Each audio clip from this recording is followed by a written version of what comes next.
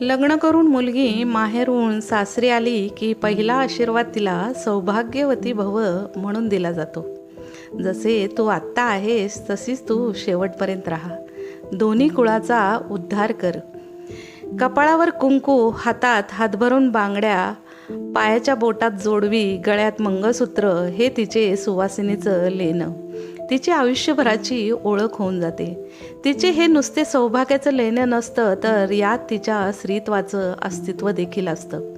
त्यांना ती आयुष्यभर जीव लावून सांभाळत असते.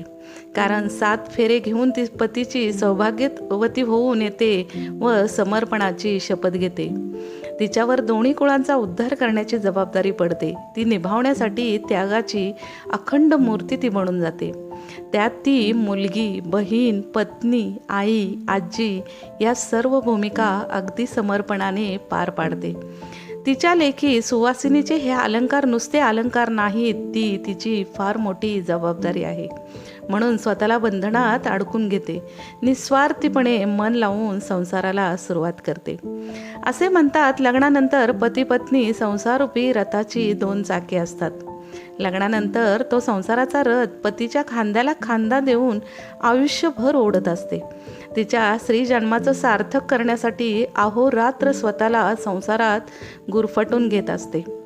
आपल्या घरातील सर्व जबाबदाऱ्या पार पाडत असते आणि अशातच अचानक एक दिवस त्या रथाचं एक चाक प्रवास करता करता मधूनच निसटून जातं आणि संसाराचा रथ लंगडा होतो.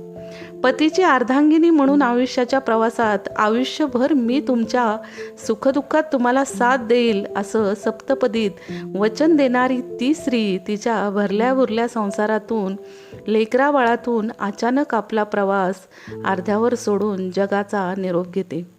त्या परिवारावर दुःखाचा जणू डोंगरच कोसळतो. अजून थोडंसं मला जगायचं होतं असं म्हणत मनातील काही अपुऱ्या इच्छा व स्वप्न अर्धवट सोडून अखंड सौभाग्याचं दान घेऊन ती आपल्यातून निघून जाते. आपल्या सर्वांनाच तिचा अधुरा सहवास मिळतो. एखाद्या स्त्रीला पतीच्या आधी मृत्यू आला तर तिचं भरल्या संसारातून जाणं म्हणजे तिचं मन तिच्या मुलाबाळांच्यात, पतीच्यात संसारात गुंतून राहते. तिच्या त्याच गुंतलेल्या मनाला व आत्म्याला शांत करण्यासाठी जणू तिला सांगतात की तू निश्चिंत राहा, काळजी करू नकोस. तू कष्टाने उभारलेला हा तुझा संसार, तुझ्या मागे आम्ही इथून पुढे नीट सावरू. तुझी सर्व राहिलेली कर्तव्ये आम्ही पूर्ण करू. ती सुवासिनीची सर्व कर्तव्ये पार पाडत असताना आपल्यातून अचानक गेलेली असते.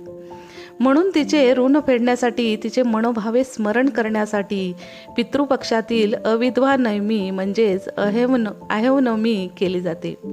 सौभाग्यवती स्त्री म्हणून तिचा आपण जसा जिवंतपणे सन्मान करतो, तिला आदर देतो, तसा तिच्या मृत्यूनंतरही सन्मानपूर्वक आदर करणे हे आपल्या धर्मातील पवित्र असे कर्तव्य मानले जाते.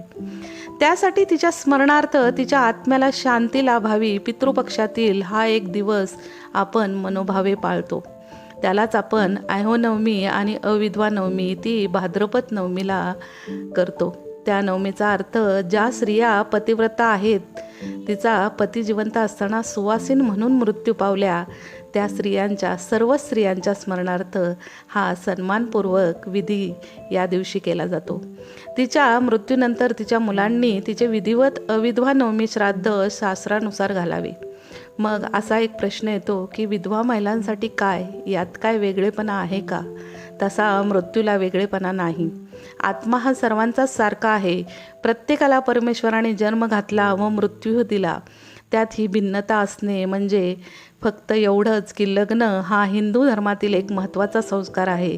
प्रत्येक स्त्रीला लग्नानंतर तिची पतिव्रतेची ओळख म्हणून सुवासिनीचं लेणं मिळालेलं असतं.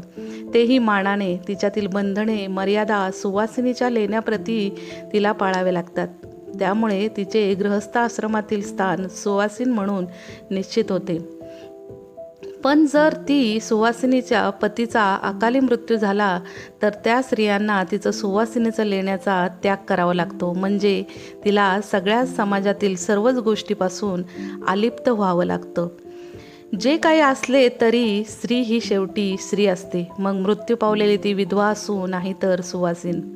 त्यांच्या सर्वांच्याच प्रती हा पितृपक्षात त्यांचे स्थान समान आहे. जसा आपण महिलांप्रती सन्मानार्थ महिला दिन थाटात साजरा करतो, तसाच सन्मान मृत्यूनंतर समस्त स्त्री जन्माचा या पितृपक्षात आपण केला पाहिजे. आपले सर्वांचेच परम कर्तव्य आहे. हिंदू धर्मात सर्वच स्वर्गवासी स्त्रियांना सन्मान देणे, त्यांचा आदर करून मनोभावे त्यांचे पूजन करणे हा खरा मानवी धर्म आहे. हीच खरी तिच्या मनाला व आत्म्याला दिलेली शांती आहे. तो मिळाल्यानंतर ती तृप्त होऊन जणू फिरूनी नवी जन्मेन मी म्हणत आपला विधी आनंदाने स्वीकारेल. हीच खरी त्यांच्यासाठी श्रद्धांजली असेल. धन्यवाद.